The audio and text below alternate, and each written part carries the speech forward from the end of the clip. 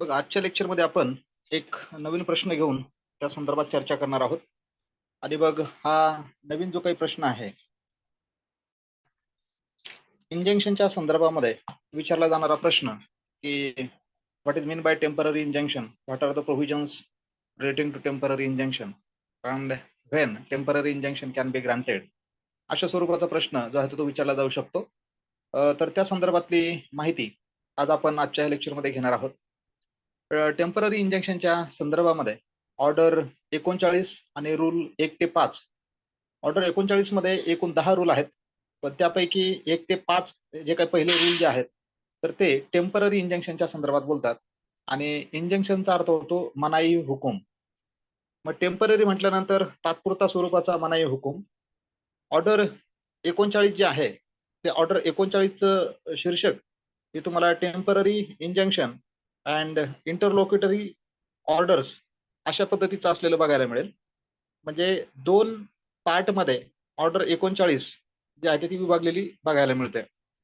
मग पहिला भाग रूल 1 ते 5 पर्यंतचा टेम्पररी इंजंक्शनच्या संदर्भात, आणि 6 ते 10 हे जे काही रूल्स आहेत तर ते इंटरलोक्युटरी ऑर्डर्स याच्या संदर्भात असलेले बघायला मिळतात. तर आपण ऑर्डर 39 मधील रूल 1 ते 5 यांची चर्चा आजच्या ह्या लेक्चरमध्ये करणार आहोत. तर ते टेम्पररी इंजंक्शन ज्याला आपण तात्पुरता मनाई हुकूम असं म्हणतो. तर मग हा तात्पुरता मनाई हुकूम जो आहे तर हा कशासाठी, तर त्याचं इंट्रोडक्टरी पार्ट म्हणून तुम्ही काही गोष्टी विचारात घेऊ शकता की grant of relief which is interim as an aid to the main relief is important aspect of administration of justice. म्हणजे जेव्हा एखादा वादी न्यायालयाकडे दावा दाखल करतो आणि त्याच्यामध्ये मेन रिलीफ मागत असतो, तर त्या मेन रिलीफला सहाय्यभूत होणारा एक अंतरिम स्वरूपाचा रिलीफ जो आहे तर तो सुद्धा मदतगार ठरतो. आणि बघ, ह्या अनुषंगाने जी टेम्पररी स्वरूपाची मदत जी काही होत असेल किंवा तात्पुरत्या स्वरूपाचा आराम जर तो मिळत असेल तर तो मुख्य आराम मिळण्याच्या अनुषंगाने एक सहाय्यभूत म्हणून त्याच्याकडे बघितलं जातं. So, temporary injunctions are orders issued during the pendency of proceedings wherein court can grant interim relief. Temporary injunction अशा पद्धतीचा आदेश असतो की ज्या वेळेला न्यायालयाच्या पुढे एखादं प्रकरण हे प्रलंबित असतं आणि त्याच्या माध्यमातून न्यायालय हा इंटेरिम रिलीफ म्हणजे दरम्यानच्या काळातला दिला गेलेला रिलीफ म्हणून आपण याला या ठिकाणी जे आहे ते विचारात घेतो. मग ह्या टेम्पररी रिलीफच्या संदर्भामधली तरतूद जे आहे ती ऑर्डर 39 आणि त्यामध्ये असणारे रूल 1 ते 5 यामध्ये आपल्याला बघायला मिळते. मग हा टेम्पररी इंजंक्शन म्हणजे नेमकं काय, त्याचा मिनिंग जो आहे तो एकदा थोडक्यात समजून घेऊया. आणि मग पुढे 1-2 केस लॉच्या अनुषंगाने त्यावर बाबतीत काय म्हटलं गेलं ते समजून घेऊया.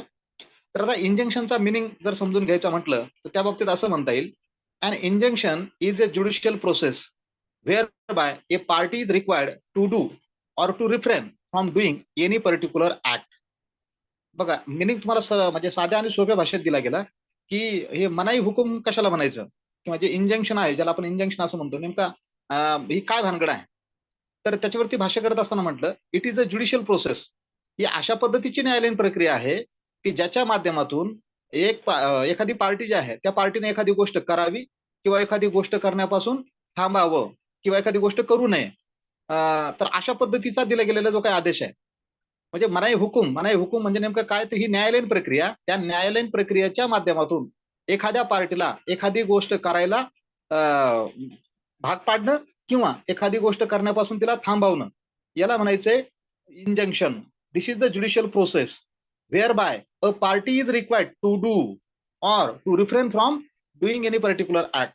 तर अशा पद्धतीचा हा मनाई हुकुमाचा आदेश न्यायालय जे आहे ते देऊ शकतं.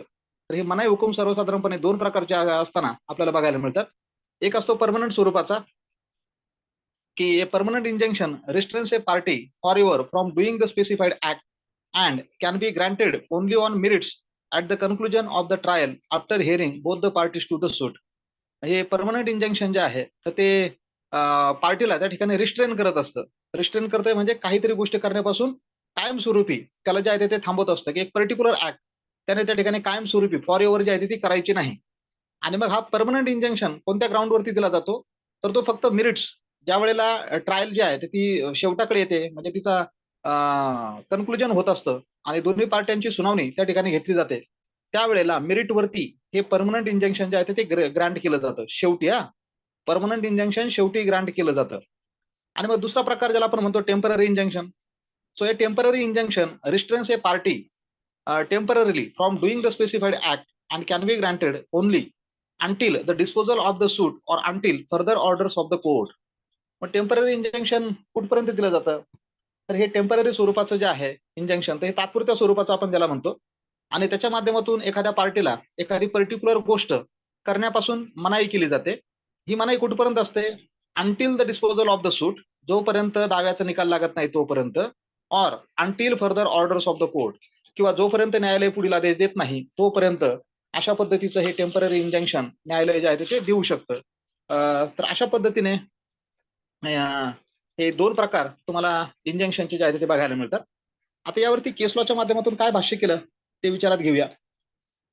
In Shivkumar versus municipal corporation of Delhi in bracket 1993 bracket complete 3 SCC 161 असं त्या केस लॉचं सायटेशन आहे. आणि मग त्यामध्ये म्हटलं गेलं, a court undaunted possesses the power to grant temporary injunction as an interim relief during the pendency of the suit. या केसमध्ये सुप्रीम कोर्ट असं म्हणतं की न्यायालयाला या ठिकाणी हा टेम्पररी इंजंक्शन ग्रांट करण्याचा जो काही अधिकार आहे तर तो कायद्याच्या माध्यमातून निसंकोचपणे देण्यात आलेला आहे. आणि ज्या वेळेला त्या न्यायालयापुढे एखादं प्रकरण हे प्रलंबित असतं अशा वेळेला त्या पार्टीच्या ऍप्लिकेशन वरती आणि बॅलन्स ऑफ कन्व्हिनियन्स या काही बाबी मेरिट वगैरे लक्षात घेऊन न्यायालय त्या योग्य पार्टीच्या फेवरमध्ये टेम्पररी इंजंक्शन जे आहे ते ग्रांट करू शकतं. त्या संदर्भात आणखी दुसरी एक केस लॉ आहे, Rajendra Singh versus municipal corporation of great Bombay AIR 2003 Bombay 392. त्या केसमध्ये सुप्रीम कोर्ट असं म्हणतं, temporary injunction can be passed in favour of a plaintiff if there is extreme urgency and balance of convenience is in favour of the plaintiff. आता 2003च्या केसमध्ये तुमचं supreme court म्हणतं हा जो काही तात्पुरता मनाई हुकुमाचा आदेश जो आहे तर तो वादीच्या फेवरमध्ये न्यायालय पास करू शकतं, पण केव्हा? If there is a extreme urgency, ती जर खूप तातडीची गरज असेल तेव्हा, and balance of convenience is in favour of plaintiff. म्हणजे जे काही संतुलन म्हणतो आपण सुविधेचं संतुलन, हे जर सुविधेचं संतुलन हे पक्षकाराचं म्हणजे त्या वादीच्या फेवरमध्ये असेल, वादीच्या बाजूने झुकणारं जर असेल आणि एक्स्ट्रीम अर्जन्सी असेल तर अशा वेळेला न्यायालय प्लेंटिफच्या वतीने टेम्पररी इंजंक्शन जे आहे ते देऊ शकतं. अशा ह्या दोन केस लॉच्या माध्यमातून टेम्पररी इंजंक्शनच्या संदर्भामध्ये आपल्याला या ठिकाणी जी आहे ती माहिती मिळते. आता टेम्पररी इंजंक्शन दिलं जातं हे आपण या ठिकाणी ते विचारात घेतलं, पण आता हे विचारात घेत असताना या ठिकाणी त्याचा ऑब्जेक्ट काय आहे नेमका, कशासाठी टेम्पररी इंजंक्शन ग्रांट करायचं, तर त्या अनुषंगाने बोलताना म्हटलं गेलं, the primary purpose of granting interim injunction is the preservation of the property in dispute till legal rights and conflicting claims of the parties are adjudicated by the court. तर याच्या माध्यमातून या ठिकाणी जे म्हटलं की या टेम्पररी इंजंक्शन ग्रांट करण्यापाठीमागचा जो काही उद्देश आहे तर प्रिझर्वेशन ऑफ प्रॉपर्टी, जी काही वादातीत मालमत्ता आहे डिस्प्यूट मध्ये असणारी, जोपर्यंत हे लीगल राईट कायदेशीर अधिकार वगैरे जे आहे किंवा कॉन्फ्लिक्टिंग क्लेम्स, त्या दाव्याच्या माध्यमातून जे काही कॉन्फ्लिक्टिंग क्लेम्स पार्ट्यांनी त्या ठिकाणी मांडलेले आहेत, जोपर्यंत ते लीगल राईट डिटरमाइन केले जात नाहीत किंवा कॉन्फ्लिक्टिंग क्लेम्स हे निश्चित केले जात नाहीत तोपर्यंत वादातीत असणारी जी काही मालमत्ता आहे तिचं प्रिझर्वेशन करणं, तिचं मेंटेनन्स करणं, हा त्या ठिकाणी तो उद्देश असलेला जो आहे तो बघायला मिळतो. And to prevent any change in it until the final determination of the suit, म्हणजे जोपर्यंत अंतिम निकाल लागत नाही तोपर्यंत त्या मालमत्तेमध्ये कुठल्याही पद्धतीचा बदल करू नये, त्याला प्रतिबंध करावा, या अनुषंगाने जे आहे तर हे टेम्पररी इंजंक्शन अस्तित्वात आणलेलं बघायला मिळतं. आणि मग त्या अनुषंगाने बोलताना आणखी एक म्हटलं गेलं की temporary injunction may be granted by the court at any stage of the proceeding. जी काही प्रक्रिया सुरू असते ती प्रक्रिया सुरू असताना त्या ठिकाणी हे टेम्पररी इंजंक्शन कोणत्याही स्टेजला जे आहे ते बहाल केलं जाऊ शकतं. आता हे विचारात घेतल्यानंतर आपण ऑर्डर 39 मधील रूल 1 ते 5 या संदर्भामध्ये काय बोलतात ते जाणून घेण्याचा या ठिकाणी प्रयत्न करूया.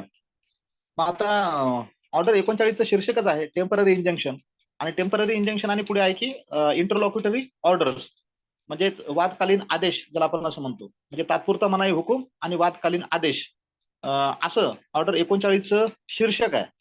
मग अशा पद्धतीची ही ऑर्डर 2 भागात विभागलेली आपण लक्षात घेतोय. रूल 1 ते 5 तात्पुरता मनाई हुकूम आणि रूल 6 ते 10 वादकालीन आदेश म्हणजेच इंटरलोक्युटरी ऑर्डर्स. तर आपल्याला फक्त या ठिकाणी टेम्पररी इंजंक्शन म्हणजेच रूल 1 ते 5 हे विचारात घ्यायचे आहेत. आणि मग ते काय बोलतात टेम्पररी इंजंक्शनच्या संदर्भात, त्यांना आपण आता या ठिकाणी लक्षात घेऊया. बघा, आता टेम्पररी इंजंक्शन रूल पहिला जो आहे, तर तो रूल 1 मध्ये म्हटलं गेलं, cases in which temporary injunction may be granted, म्हणजे कोणत्या प्रकरणामध्ये तात्पुरता मनाई हुकूम देता येईल. अशी कोणती प्रकरणं आहेत, तर ती रूल 1 मध्ये सांगितली.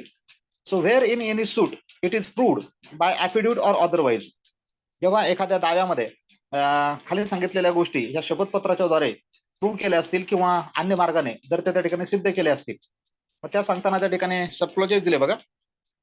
Subclause A, that any property in dispute in a suit is in danger of being wasted, damaged, or alienated by any party to the suit or wrongfully sold in execution of a decree. म्हणजे पहिलं ground तुम्हाला त्या ठिकाणी काय बघायला मिळालं, म्हणजे एखाद्या दाव्यातील कोणतीही वादग्रस्त जी काही मालमत्ता आहे ती दाव्यातील कोणत्याही पक्षकाराकडून, मग तो वादी पण असू शकतो किंवा प्रतिवादी पण असू शकतो, दाव्यातील कोणत्याही पक्षकाराकडून तिचा वेस्टेड म्हणजे ती अपव्यय केला जाण्याची शक्यता आहे, तिचं नुकसान केलं जाण्याचं, किंवा ती त्याच्या अनुषंगाने जे म्हटलं गेलं की अलायनेटेड म्हणजे ती विभक्त केल्या जाण्याचा किंवा ती विक्री केल्या जाण्याचा त्या ठिकाणी संभव आहे. किंवा त्यानंतर आणखी म्हटलं गेलं की party to the suit and wrongfully sold in execution, किंवा ते हुकुमनाम्याची अंमलबजावणी करताना गैरप्रकारे ती विक्री केल्या जाण्याचा धोका आहे. म्हणजे अशा जर गोष्टी असतील तर त्यावेळेला त्या ठिकाणी हे इंजंक्शनच्या टेम्पररी इंजंक्शनच्या संदर्भामध्ये ऍप्लिकेशन केलं जाऊ शकतं. Subclause B, that the defendant threatens or intends to remove or dispose of his property with a view to defrauding his creditors. आता सबक्लॉज बी च्या माध्यमातून म्हटलं, प्रतिवादी जो आहे तर त्याच्या क्रेडिटर्स म्हणजे त्याच्या धनकोची फसवणूक करण्याच्या दृष्टीने त्याची मालमत्ता हलवण्याची किंवा तिची विल्हेवाट लावण्याची जर धमकी देत आहे, किंवा ती मालमत्ता तशा रीतीने हलवण्याचा किंवा तिची विल्हेवाट लावण्याचा जर त्याचा उद्देश असेल, तर म्हणजे हे दुसरं कारण सांगितलं की ह्या कारणाने टेम्पररी इंजंक्शन जे आहे ते दिलं जाऊ शकतं. आणि नंबर 3 सबक्लॉज सी च्या माध्यमातून जे सांगितलं, that the defendant threatens to dispossess the plaintiff or otherwise cause injury to the plaintiff in relation to any property in dispute in the suit. तर तिसरं सबक्लॉजच्या माध्यमातून जे कारण सांगितलं, म्हणजे दाव्यातील कोणत्याही वादग्रस्त मालमत्तेच्या संबंधात प्रतिवादी वादीला त्याचा कब्जा काढून घेण्याच्या जर धमकी देत असेल किंवा त्याविषयी अन्यथा वादीला काही नुकसान पोहोचवत असेल, तर अशा जर गोष्टी त्या ठिकाणी असतील, तर त्यावेळेला the court may by order grant a temporary injunction to restrain such act or make such other order for the purpose of staying and preventing the wasting, damaging, alienation, sale, removal or disposition of the property or dispossession of the plaintiff or otherwise causing injury to the plaintiff in relation to any property in dispute in the suit as the court thinks fit until the disposal of the suit or until further orders. तर त्या 3 सबक्लॉजेसच्या माध्यमातून ही कारणं सांगितली की कोणत्या कारणावरती किंवा कोणत्या ग्राउंडवरती हे टेम्पररी इंजंक्शन जे आहे ते बहाल केलं जाऊ शकतं. मग हे सांगताना या ठिकाणी जे म्हटलं 3 क्लॉजेस दिल्यानंतर त्याच्या संदर्भात भाष्य करत असताना जर असं सिद्ध करण्यात जर आलं असेल तर न्यायालयाला तो दावा जोपर्यंत त्याचा निकाल लागत नाही किंवा जोपर्यंत पुढील आदेश दिला जात नाही, तर अशा पद्धतीचा आदेश देऊन तात्पुरता मनाई हुकूम देण्यात येईल की त्याच्या माध्यमातून जो कोणी व्यक्ती असेल त्याने त्या मालमत्तेचा अपव्यय, नुकसान, तिची विक्री, ती हलवणं, तिची विल्हेवाट लावणं, किंवा दाव्यातील कोणत्याही वादग्रस्त मालमत्तेच्या संबंधात वादीकडून कब्जा काढून घेणं किंवा वादीला नुकसान पोहोचवणं, या गोष्टी स्थगित करण्याचा किंवा त्यांना प्रतिबंध करण्याच्या उद्देशाने न्यायालयाला योग्य वाटेल अशा पद्धतीचा आदेश जो आहे तो देता येईल. हे या ठिकाणी रूल 1 च्या माध्यमातून सांगितलेलं आपल्याला बघायला मिळतं. आणि म्हणून रूल 1 जे म्हणत होता की cases in which temporary injunction may B granted, तर त्याच्या माध्यमातून आपल्याला या ठिकाणी या गोष्टी लक्षात घ्यायच्या होत्या की साधारणतः या ठिकाणी 3 गोष्टी ज्या आहेत त्या सांगितल्या गेल्या. तर त्यांची पुनरुक्ती पुन्हा आपण या ठिकाणी करू शकतो की कोणत्या कारणावरून टेम्पररी इंजंक्शन बहाल केलं जाऊ शकतं. तर पहिलं कारण आपण असं म्हणू शकतो, आणखी मी पुन्हा एकदा ते रिपीट करतोय जेणेकरून तुमच्या ते लक्षात यावं. Where any property in dispute in A suit is in danger of being wasted, damaged, or alienated by any party to the suit or wrongfully sold in execution of decree. हे पहिलं ground लक्षात घ्या की ज्या वेळेला वादातीत असणारी जी काही मालमत्ता आहे तिला धोका पोहोचत असेल किंवा तिचा अपव्यय होणार असेल, तिला नुकसान पोहोचवलं जाणार असेल किंवा ती अलायनेट केली जाणार असेल किंवा रॉंगफुली हुकुमनाम्याच्या आदेशाने जर ती चुकीच्या पद्धतीने त्या ठिकाणी विकली जाणार असेल, हे पहिलं कारण. दुसरं, where the defendant threatens or intends to remove or dispose of his property with a view to defraud his creditors. जर तो प्रतिवादी त्याचे जे काही क्रेडिटर्स आहेत त्यांना फसवण्याच्या उद्देशाने ती मालमत्ता जर रिमूव्ह करत असेल किंवा ते डिस्पोज ऑफ करण्याचा प्रयत्न करत असेल तर. Number 3, where the defendant threatens to dispossess the plaintiff or otherwise cause injury to the plaintiff in relation to any property in dispute in the suit. जर प्रतिवादी हा वादीला जर धमकी देत असेल की त्याला त्या ठिकाणून डिस्पजेस केलं जाईल, म्हणजे बेदखल केलं जाईल किंवा त्याला कुठली तरी हानी पोहोचवली जाईल जी प्रॉपर्टी वादातीत आहे त्या प्रॉपर्टीच्या संदर्भामध्ये, तर म्हणजे हे तिसरं ग्राउंड. चौथं ग्राउंड आणखी आपल्याला असं म्हणता येईल, where the defendant is about to commit a breach of contract or other injury of any kind. जर प्रतिवादी या ठिकाणी कराराचा भंग करणार असेल आणि त्याच्या माध्यमातून जर काही नुकसान किंवा क्षती पोहोचवणार असेल. आणि 5वं कारण आपण त्या अनुषंगाने म्हणू शकतो, where the court is of opinion that interest of justice requires. जर न्यायालयाचं मत झालं की त्या ठिकाणी इंटरेस्ट ऑफ जस्टिस म्हणजेच न्यायाचा उद्देश सफल होणं गरजेचं आहे, तर ह्या 5 कारणावरून त्या ठिकाणी जे आहे तर ते टेम्पररी इंजंक्शन बहाल केलं जाऊ शकतं. तर हे कोर्टाचं डिस्क्रिप्शन आहे.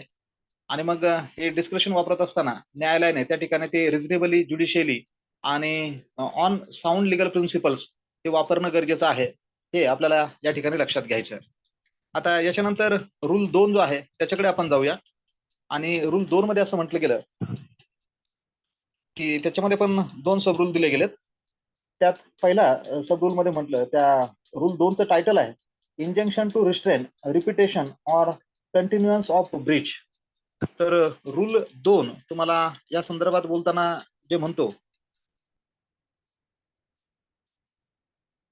की injunction to restrain repetition or continuance of breach, म्हणजेच कराराच्या भंगाची पुनरावृत्ती किंवा भंग करण्याचे चालू ठेवणे हे करण्यासाठी म्हणजे याला थांबवण्याच्या अनुषंगाने मनाई हुकमाचा आदेश देणं, हे रूल 2 मध्ये सांगितलं. आणि त्या रूल 2 मध्ये सांगत असताना ठिकाणी 2 सब रूल दिले गेलेत.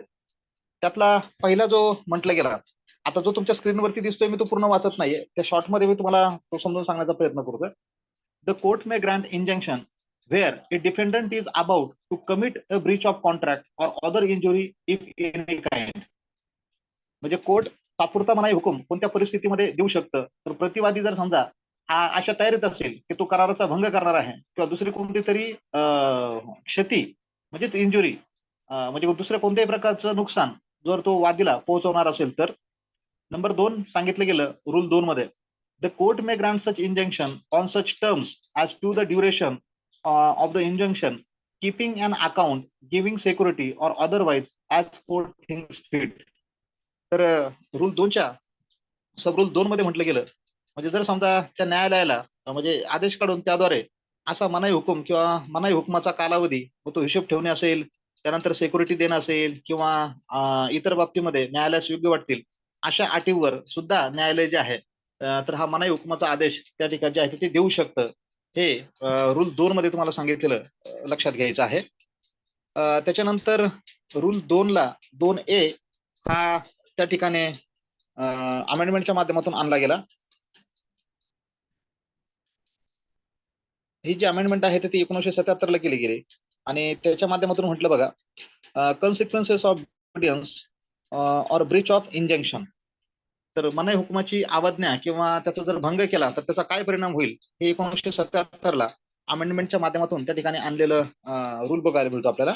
त्यातला सबरूल एक काय म्हणतो बघा, in the case of disobedience of any injunction granted or other order made under Rule 1 or Rule 2 or breach of any of the terms on which the injunction was granted or the order made, the court granting the injunction or making the order or any court to which the suit or proceeding is transferred may order the property of the person guilty of such disobedience or breach to be attached, and may also order such person to be detained in the civil prison for a term not exceeding 3 months unless in the meantime the court directs his release. आता एखाद्या व्यक्तीने त्या तात्पुरत्या मनाई हुकुमाचा आदेश दिला किंवा दुसरा कुठला आदेश दिला आणि त्या तात्पुरत्या मनाई हुकुमाचा जर समजा भंग केला असेल किंवा दुसरा कोणताही आदेश दिला असेल त्याचा जर भंग केला असेल तर ते न्यायालय किंवा ज्या न्यायालयाला हे प्रकरण हस्तांतरित केलं ते न्यायालय अशा भंग करणाऱ्या व्यक्तीच्या विरोधामध्ये असा आदेश पारित करू शकतं की हा मनाई हुकुमाचा आदेश भंग करणाऱ्या व्यक्तीची मालमत्ता जप्त करण्यात यावी किंवा अशा पद्धतीने भंग करणाऱ्या व्यक्तीला जे आहे तर 3 महिन्याचा सिव्हिल प्रिझन म्हटलं गेलं, त्याला दिवाणी स्वरूपाच्या तुरुंगामध्ये जे आहे ते टाकण्यात यावं. मग 3 महिन्यासाठी त्याला तुरुंगात टाकलं जाऊ शकतं आणि जर समजा 3 महिन्याच्या आत न्यायालयाला वाटलं की त्याला रिलीज करावं तर तशा पद्धतीचा सुद्धा आदेश न्यायालय जे आहे ते देऊ शकतं. म्हणजे हा एक पहिला परिणाम तुम्हाला रूल 2A च्या माध्यमातून हा त्या ठिकाणी बघायला मिळतो. सबरूल 1(2)A चा सबरूल 1 मध्ये अशा पद्धतीची तरतुदी बघायला मिळते. त्यानंतर सबरूल 2 बघा काय म्हणतो, no attachment made under this rule shall remain in force for more than 1 year, at the end of which time, if the disobedience or breach continues, the property attached may be sold, and out of the proceeds, the court may award such compensation as it thinks fit to the injured party and shall pay the balance, if any, to the party entitled thereto. आता सबरूल 2 असं म्हणतो, सबरूल 1 च्या अंतर्गत भंग करणाऱ्या व्यक्तीची जर मालमत्ता जप्त केली तर ही मालमत्ता जास्तीत जास्त 1 वर्षापर्यंत जप्त ठेवता येईल आणि त्यापेक्षा जास्त ती ठेवता येणार नाही. मग 1 वर्षानंतर अशी मालमत्ता जी आहे ती विकली जाऊ शकते आणि ती विकल्यानंतर ज्या पार्टीचं नुकसान झालं होतं आणि जेवढं नुकसान झालं होतं ती प्रॉपर्टी विकल्यानंतर त्या प्रॉपर्टीतून आलेल्या पैशातून ज्या पार्टीचं नुकसान झालं होतं तेवढं नुकसान तिला भरून दिलं जाईल आणि ज्या पार्टीची ती प्रॉपर्टी विकलेली होती राहिलेली जी काही रक्कम असेल ती राहिलेली रक्कम जिची प्रॉपर्टी विकली त्या पार्टीला जी आहे ती दिली जाईल. असं सबरूल 2 च्या माध्यमातून म्हटलेलं आपल्याला बघायला मिळतं. आता हे 2 रूल अशा पद्धतीने विचारात घेतल्यानंतर आपण रूल 3 कडे जाऊया आणि रूल 3चं जे शीर्षक आहे तर ते बघा त्या संदर्भात काय म्हणतंय की before granting injunction court to direct notice to opposite party. म्हणजेच मनाई हुकूम देण्यापूर्वी न्यायालयानं विरुद्ध पक्षकाराला नोटीस जी आहे ती देणं किंवा ते देण्याच्या संदर्भात असणारी तरतूद रूल 3 मध्ये आपल्याला बघायला मिळते. मग रूल 3 काय म्हणतो बघा, the court shall in all cases except where it appears that the object of granting the injunction would be defeated by the delay before granting an injunction, direct notice of the application for the same to be given to the opposite party. आता rule 3 मध्ये या ठिकाणी जे म्हटलं की अशा सर्व प्रकरणामध्ये मनाई हुकूम देण्यापूर्वी मनाई हुकुमासाठी आलेल्या अर्जाबद्दलच्या नोटीस विरुद्ध पक्षकाराला देण्याविषयी जो काय तो निर्देश दिला पाहिजे. मात्र विलंब झाल्यास जो आहे तो इंजंक्शनचा आदेश जो आहे तो विफल होऊ शकतो. असं जर दिसत असेल तर त्यावेळेला नोटीस दिली नाही तरी चालू शकतं, हे या ठिकाणी लक्षात घ्यायचंय. आणि मग प्रोव्हिजनच्या माध्यमातून म्हटलं provided that where it is proposed to grant an injunction without giving notice of the application to the opposite party, the court shall record the reasons for its opinion that the object of granting the injunction would be defeated by delay and require the applicant. तर त्याच्या माध्यमातून पुन्हा provision दिला आणि त्या प्रोव्हिजनच्या माध्यमातून म्हटलं गेलं परंतु जर विरुद्ध पक्षकाराला अर्जाबद्दलची नोटीस न देता मनाई हुकूम देण्याचं जर न्यायालयाने प्रस्तावित केलं असेल, मग त्या बाबतीत त्या न्यायालयाने विलंब झाल्यास हा जो काही मनाई हुकूम देण्याचा उद्देश जो आहे तो उद्देश मनाई हुकूम देण्याचा उद्देश हा विफल होईल किंवा तो कुचकामी ठरेल असं जर न्यायालयाचं मत झाला असेल तर ती मत होण्याची कारणं जी आहेत ती न्यायालयाने त्या ठिकाणी त्या अर्जदारास तशा पद्धतीने ती कळवली पाहिजे आणि त्या अर्जदाराला त्या ठिकाणी फरमावलं पाहिजे. मग काय फरमावायचं तर ते पुढे सबक्लॉजच्या माध्यमातून सांगितलं.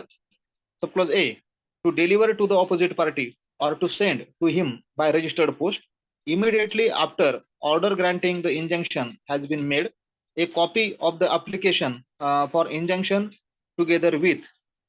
मग ज्या वेळेला विरोधी पार्टीला समजा नोटीस देणं हे शक्य नसेल, कारण नोटीस देऊन इंजंक्शन लावणं हे जर न्यायालयाला वाटतं की त्याच्यामुळे खूपच विलंब होईल, म्हणजे उशीर झालेला असेल, म्हणजे गाडी गेल्यानंतर हात करणं असं जर समजा त्या ठिकाणी जर ती परिस्थिती निर्माण होत असेल तर मग न्यायालय विरोधी पार्टीला त्या ठिकाणी नोटीस देणार नाही. पण नोटीस न देता जर मग समजा अशा पद्धतीचा मनाई हुकुमाचा जर आदेश काढला असेल तर अशा वेळेला न्यायालय त्या अर्जदाराला पुढील प्रमाणे गोष्टी ज्या आहेत त्या फरमावेल. मग काय फरमावेल तर सबक्लॉज 1 मध्ये सांगितलं, मनाई हुकुमाचा आदेश काढण्यात आल्यानंतर अर्जदाराने ताबडतोब काय केलं पाहिजे तर तुम्हाला त्या अर्जदाराने 3 गोष्टी करण्याच्या संदर्भामध्ये सांगितलं. नंबर 1 काय म्हटलं बघा तिथं, एक copy of the affidavit filed in support of the application. मग त्या अर्जाच्या पुष्ट्यार्थ दाखल केलेल्या शपथपत्राची प्रत. त्यानंतर 2 मध्ये एक कॉपी ऑफ द प्लेंट वादपत्राची प्रत. अँड सबक्लॉज 3 मध्ये म्हणलं copies of document on which the applicant relies. आणि अर्जदार ज्याच्यावर अवलंबून असेल त्या दस्तऐवजांच्या प्रती ह्या ज्या आहेत त्याने काय करायच्यात. आता सबक्लॉज बी दिला तुम्हाला, म्हणजे यासह त्या अर्जदाराने ते मनाई हुकूम मिळण्यासाठी केलेल्या अर्जाची प्रत विरुद्ध पक्षकाराकडे जी आहे त्याने ती सुपूर्द केली पाहिजे आणि त्याच्याकडे नोंदणी करत टाकणं म्हणजे रजिस्टर्ड पोस्टने या ज्या गोष्टी आहेत त्या पाठवल्या पाहिजेत, असं सबक्लॉज एच्या माध्यमातून लक्षात घ्यायचंय. त्यानंतर सबक्लॉज बी बघा, to file on the day on which such injunction is granted or on the day immediately following that day an affidavit stating that the copies aforesaid have been so delivered or sent. आता subclause बी असं म्हणतो की असा मनाई हुकूम ज्या दिवशी दिला असेल त्याच दिवशी किंवा त्या दिवसाच्या लगत नंतरच्या म्हणजे दुसऱ्या दिवशी अर्जदाराने वर सांगितलेल्या ज्या काही प्रती आहेत या अशा रीतीने सुपूर्द करण्यात आल्या किंवा त्या पाठवण्यात आल्या आहेत असे नमूद केलेले शपथपत्र न्यायालयामध्ये जे आहे ते दाखल करायचं आहे. म्हणजे ज्या दिवशी निकाल झाला ना मनाई हुकुमाचा त्याच दिवशी किंवा त्याच्या लगेच दुसऱ्या दिवशी अशा पद्धतीने न्यायालयाने सांगितलेल्या सगळ्या प्रती, ज्या 3 प्रती सांगितल्या ना, की अर्जाच्या पुष्ट्यार्थ दाखल केलेलं शपथपत्र असेल, वादपत्राची प्रत असेल किंवा अर्जदार ज्या गोष्टींवरती अवलंबून आहे अशा पद्धतीचे दस्तऐवज असेल, त्या सगळे प्रती प्रतिवादीला त्या ठिकाणी रजिस्टर्ड पोस्टाने पाठवण्याची जबाबदारी ही वादीची असेल आणि त्याने ज्या दिवशी मनाई हुकुमाचा आदेश झाला त्याच दिवशी किंवा त्याच्या नेक्स्ट दुसऱ्या दिवशी लगेच तशा पद्धतीने जे आहे ते न्यायालयामध्ये शपथपत्रावरती पाठवल्याचं नमूद करणं गरजेचं आहे. तर अशा पद्धतीने हा रूल 3 जो आहे तो आपल्याला या ठिकाणी बघायला मिळतो. नंतर पुन्हा रूल 3A हा 1976 ला ज्या दुरुस्तीच्या माध्यमातून या ठिकाणी दिला गेला आणि मग त्याच्या माध्यमातून काय म्हटलं बघा, a court to dispose of application for injunction within 30 days. आता रूल 3A च्या माध्यमातून म्हटलं गेलं, मनाई हुकूम करण्यात आलेला जो काही अर्ज आहे तो न्यायालयाने 30 दिवसाच्या आत निकालात काढला पाहिजे. म्हणजे टेम्पररी इंजंक्शन मागण्यासाठी जर त्या ठिकाणी अर्जदाराने अर्ज केला असेल तर तो अर्ज प्राप्त झाल्यापासून 30 दिवसाच्या आत न्यायालयाने तो निकालात काढावा, अशा पद्धतीची सूचना ही ऑर्डर 39 च्या रूल 3A मध्ये 1976 ला केलेल्या दुरुस्तीच्या माध्यमातून अटॅच केलेली आपल्याला बघायला मिळते. काय म्हणते बघा rule 3A, where an injunction has been granted without giving notice to the opposite party, the court shall make an endeavor to finally dispose of the application within 30 days from the date on which the injunction was granted, and where it is unable so to do, it shall record its reasons for such inability. आता rule 3A तुम्हाला असं म्हणतो, म्हणजे विरोध पक्षकाराला notice न देता जर मनाई हुकूम दिला असेल तर मनाई हुकूम ज्या दिवशी दिला होता त्या दिवसापासून 30 दिवसाच्या आत म्हणजे अर्ज जो आहे तो अंतरिमरित्या निकाल काढण्यासाठी न्यायालयाने जे आहे ते प्रयत्न केले पाहिजेत. कधीपासून, ज्या दिवशी मनाई हुकुमाचा आदेश दिला ना तिथपासून 30 दिवसाच्या आत न्यायालयाने तशा पद्धतीने अंतरिम रित्या ते निकाल कशा पद्धतीने लागेल या दृष्टीने प्रयत्न केले पाहिजे. आणि तसं करणं जर न्यायालयाला शक्य नसेल तर ही जी काय असमर्थता आहे म्हणजे 30 दिवसामध्ये निकालात काढणं हे न्यायालयाला जर शक्य नसेल, मग ते कशामुळं ते न्यायालय इनेबल कशामुळे आहे तर ती इनॅबिलिटी जी आहे तर ती न्यायालयाने त्याची कारणं त्या ठिकाणी अभिलिखित केली पाहिजेत, असा हा रूल 3A 1976ला दुरुस्तीच्या माध्यमातून ऍड केलेला आपल्याला बघायला मिळतो. त्यानंतर आता रूल 4 कडे जाऊया. आणि रूल 4चं जे काही शीर्षक आहे की order for injunction may be discharge, valid or set aside. Rule 4 असं म्हणतो, मनाई हुकुमाचा आदेश जो आहे तर तो डिस्चार्ज करताना म्हणजे तो काढून टाकता येईल, त्यात बदल करता येईल किंवा तो रद्द पण ठरवता येईल. म्हणजे order for injunction may be discharge, valid or set aside. म्हणजे या मनाई हुकुमाचा जो काही आदेश काढलेला आहे त्याच्या संदर्भात ह्या तिन्ही गोष्टी ज्या त्या करता येऊ शकतात. एक तर तो काढून टाकता येईल, त्याच्यामध्ये बदल करता येईल किंवा तो रद्द पण ठरवता येईल. बघूया त्या संदर्भात ऑर्डर 39चा रूल 4 काय म्हणतो ते. Any order for an injunction may be discharged or varied or set aside by the court on application made thereto by any party dissatisfied with such order. आता या अनुषंगाने बोलत असताना जे म्हटलं गेलं की मनाई हुकुमाच्या कोणत्याही आदेशामुळे जी पार्टी त्या ठिकाणी असंतुष्ट झालेली असेल किंवा जी समाधानी नसेल, अशा कोणत्याही पक्षकाराने न्यायालयाकडे जर समजा अर्जावरून न्यायालयाला असा आदेश एकतर तो काढून टाकता येईल, त्याच्यामध्ये बदल करता येईल किंवा तो रद्द पण करता येईल. आता असं सांगत असताना पुन्हा तुम्हाला प्रोव्हिजो दिला आणि प्रोव्हिजोच्या माध्यमातून म्हटलं गेलं, provided that if in an application for temporary injunction or in any affidavit supporting such application, a party has knowingly made a false or misleading statement in relation to a material particular and the injunction was granted without giving notice to the opposite party, the court shall vacate the injunction unless for reasons to be recorded it consider that it is not necessary so to do in the interest of justice. त्या परंतुकाच्या माध्यमातून म्हटलं गेलं, परंतु तात्पुरत्या मनाई हुकुमासाठी करण्यात आलेला जो काही एखादा अर्जात किंवा अशा अर्जाला पुष्टी देणाऱ्या कोणत्याही शपथपत्रात जर एखाद्या पक्षकाराने महत्वाच्या तपशिलाच्या संबंधामध्ये म्हणजे खोटं किंवा दिशाभूल करणारं जर कथन जाणीवपूर्वक केलेलं असेल आणि विरुद्ध पक्षकाराला ती नोटीस न देता जर तो हुकुमनामा देण्यात आलेला असेल, तर न्यायालयाने तो जो आहे तो दिलेला मनाई हुकुमाचा आदेश हा रद्द केला पाहिजे आणि न्यायाचं हित लक्षात घेऊन मनाई हुकूम रहित करण्याची आवश्यकता नाही असे जर न्यायालयाला वाटले तर कारणे जे काही त्याने रेकॉर्ड करणं गरजेचं होतं तर ती कारणं रेकॉर्ड करून असा मनाई हुकूम त्याला जो आहे तो चालू पण ठेवता येईल. म्हणजे हे अधिकार न्यायालयाला असलेले या परंतुकाच्या माध्यमातून बघायला मिळतात. आता ह्या परंतुकाला आणखी एक परंतुक दिलं, आणखी प्रोव्हाइडेड दॅट म्हटलं गेलं बघा. प्रोव्हाइडेड फर्दर दॅट म्हणजे जेव्हा एक परंतुक असतं आणि त्या परंतुकाच्या नंतर पुढे आणखी प्रोव्हाइडेड फर्दर, प्रोव्हाइडेडच्या पुढे फर्दर हा शब्द वापरला जातो. म्हणजे मग म्हणजे एक पहिलं परंतुक असतं आणि त्याच्यानंतर पुन्हा आणखी दुसरं परंतुक असतं. म्हणून त्याला प्रोव्हाइडेड फर्दर म्हणजे परंतु आणखी, म्हणजे आणखीच जास्तीचं एक परंतुक असतं. मग ते दुसऱ्या पहिल्या परंतुकाला आणखी जास्ती काहीतरी ऍडिशनल म्हणून किंवा त्याच्या पुढे आणखी काहीतरी ती अट म्हणून हे सांगितलेलं बघायला मिळतं. काय म्हणतो ते बघा, provided further that where an order for injunction has been passed after giving to a party an opportunity of being heard, the order shall not be discharged, varied, or set aside on the application of that party except where such discharge, variation, or setting aside has been necessitated by a change in the circumstances or unless the court is satisfied that the order has caused undue hardship to that party.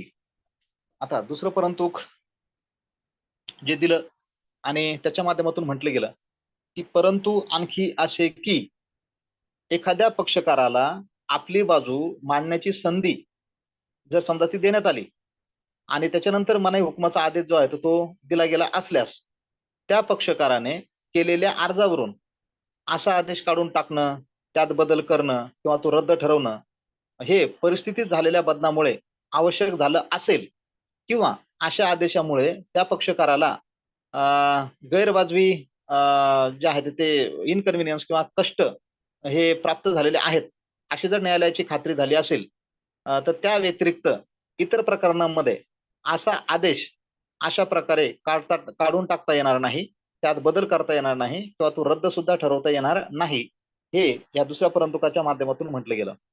म्हणजे पहिल्या परंतुकाच्या माध्यमातून म्हटलं होतं की जर त्या ठिकाणी डिससॅटिस्फाईड पार्टीने जर ऍप्लिकेशन केलं आणि त्या डिससॅटिस्फॅक्शनचं जर समजा न्यायालयाला समाधान वाटलं, तर न्यायालय मनाई हुकुमाचा आदेश रद्द पण करू शकतं, बदल करू शकतं किंवा तो थांबवू शकतं.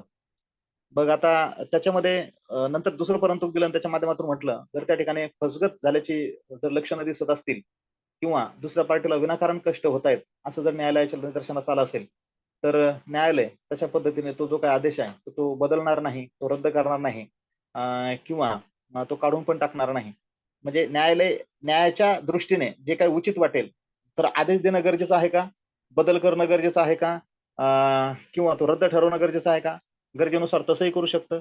जर न्यायालयाला त्या ठिकाणी वाटलं, की आता हे रद्द करणं, बदल करणं किंवा ते काढून टाकणं हे चुकीचं आहे, तर न्यायालय तसं पण करू शकतं. हे रूल 4च्या माध्यमातून जे आहे ते लक्षात घ्यायचं आहे.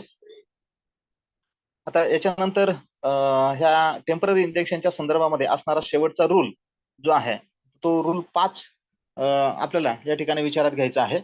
आणि मग रूल 5 मध्ये जे म्हटलं गेलं की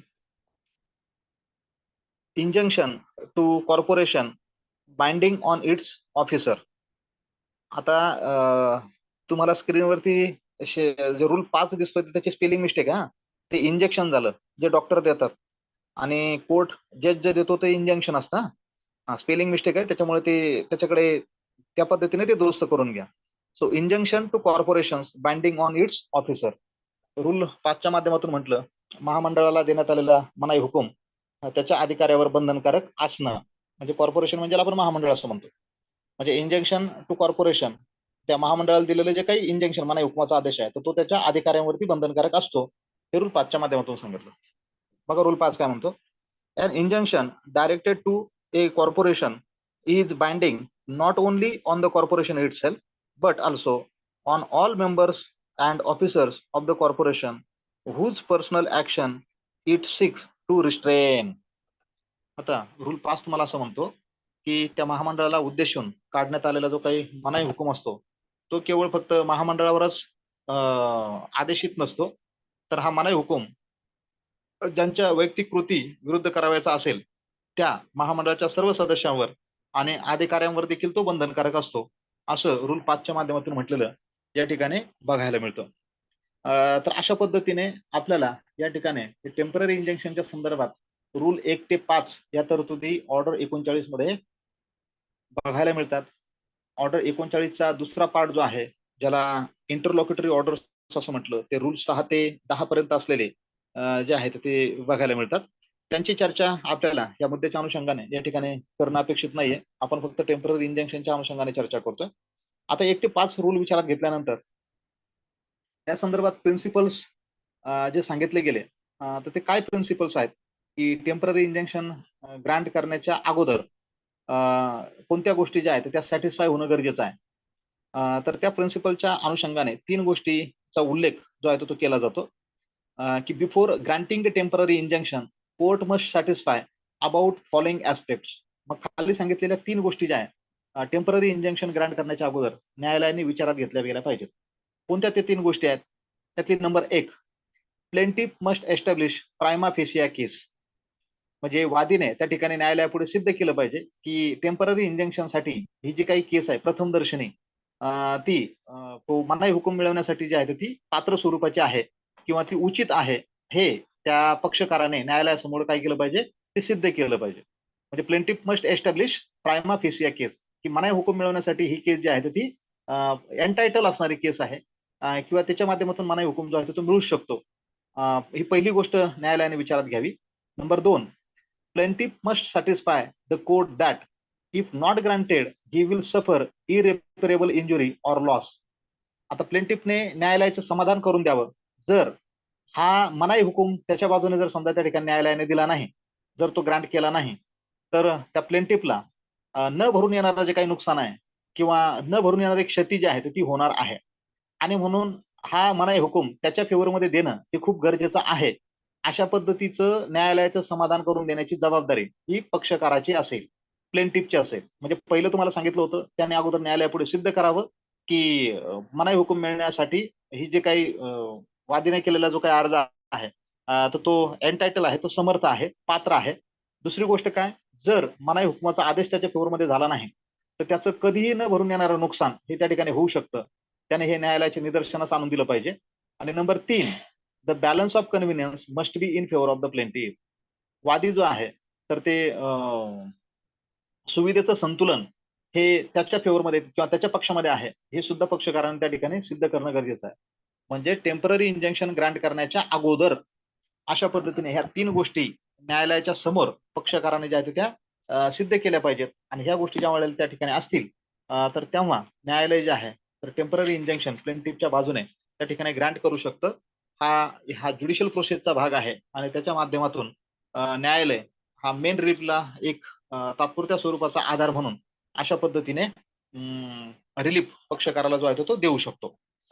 तर ही चर्चा आपण टेम्पररी इंजेक्शनच्या संदर्भात या ठिकाणी केली. कारण टेम्पररी इंजेक्शनच्या अनुषंगाने तुमच्या प्रश्नपत्रिकेमध्ये प्रश्न जो आहे तो विचारला जाऊ शकतो.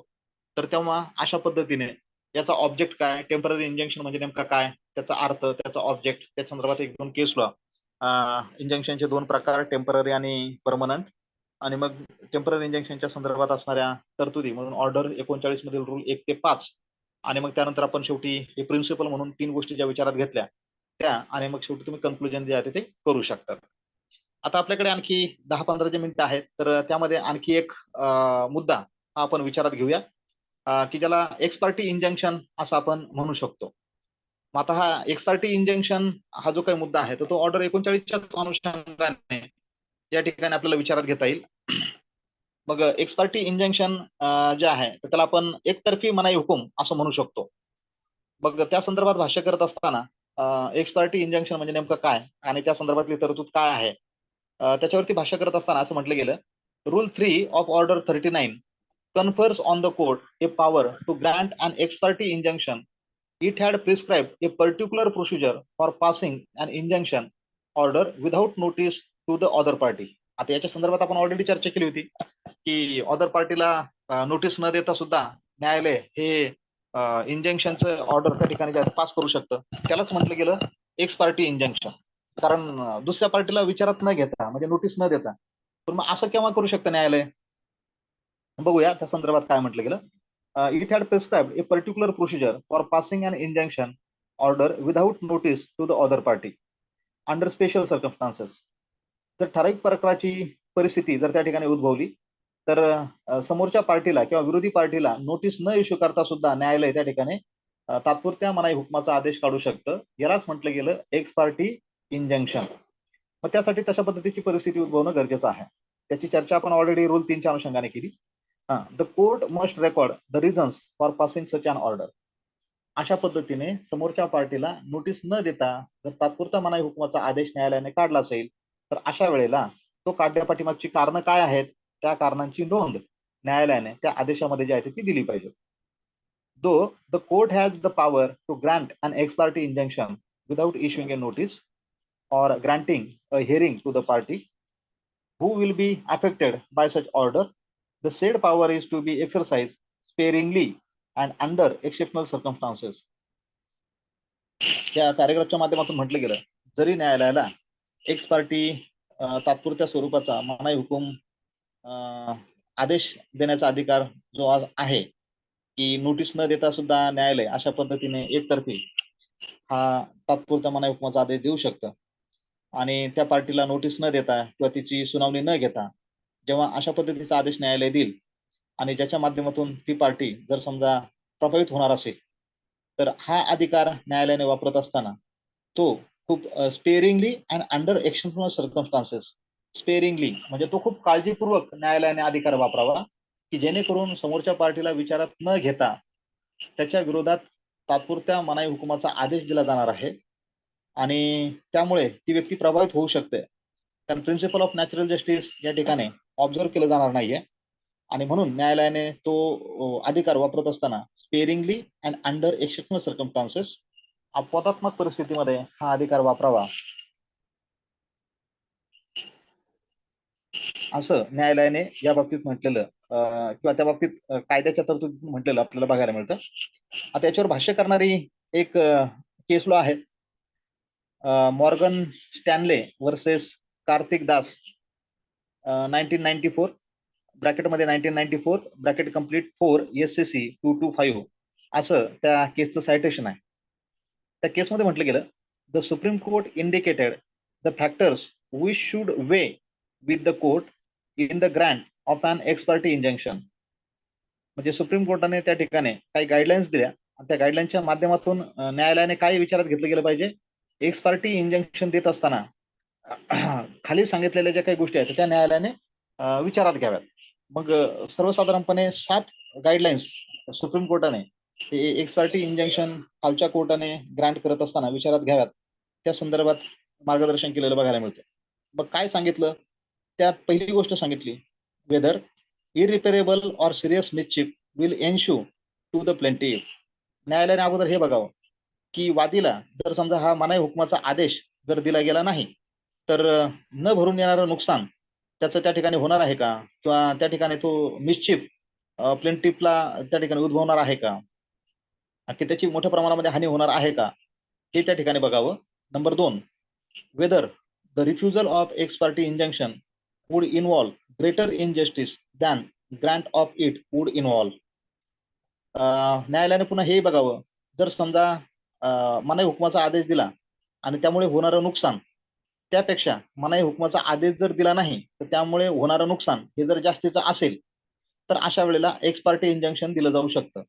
काय म्हटलं दुसऱ्या गाईडलाईन मध्ये, समजा तात्पुरत्या मनाई हुकमाचा आदेश दिला, त्यामुळे जर समजा नुकसान हे कमी होणार असेल आणि समजा तात्पुरत्या मनाई हुकमाचा आदेशच दिला नाही तर त्यामुळे नुकसान जास्त होणार असेल, तर अशा वेळेला तो देऊन कमी नुकसान सहन करणं गरजेचं आहे किंवा ते उचित ठरेल, म्हणून त्यावेळेला एक्स पार्टी इंजंक्शन जे आहे ते दिलं जाऊ शकतं. म्हणजे ह्या गोष्टी न्यायालयाने टेम्पररी इंजंक्शन देणाऱ्या न्यायालयाने विचारात घ्याव्या आणि मग त्यानंतर एक्स पार्टी इंजंक्शन द्यावं, असं सुप्रीम कोर्ट सांगतं.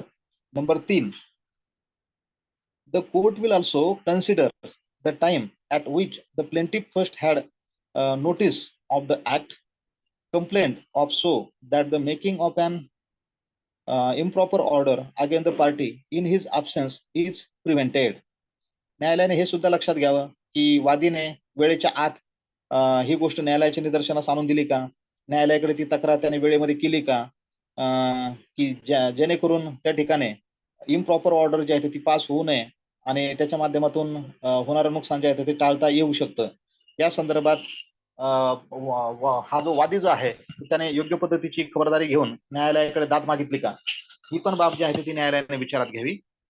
नंबर 4 म्हटलं गेलं, the court will consider whether the plaintiff had acquiesced for some time and in such circumstances it will not grant an ex parte injunction.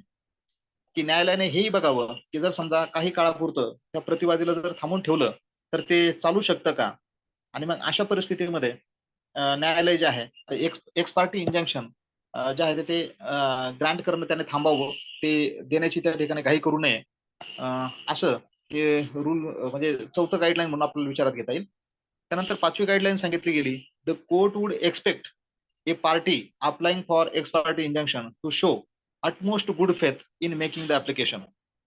5व्या मार्गदर्शक तत्वाच्या अनुषंगाने सुप्रीम कोर्ट असं म्हणतं, कोर्टाने काय अपेक्षा ठेवली पाहिजे, जी पार्टी एक्स पार्टी इंजंक्शन न्यायालयाकडून मागते त्या पार्टीने अटमोस्ट गुड फेथ म्हणजे पराकोटीचा सद्भाव हे ऍप्लिकेशन करण्यापाठीमागे त्याचा आहे हे न्यायालयाच्या निदर्शनास आणून दिलं पाहिजे.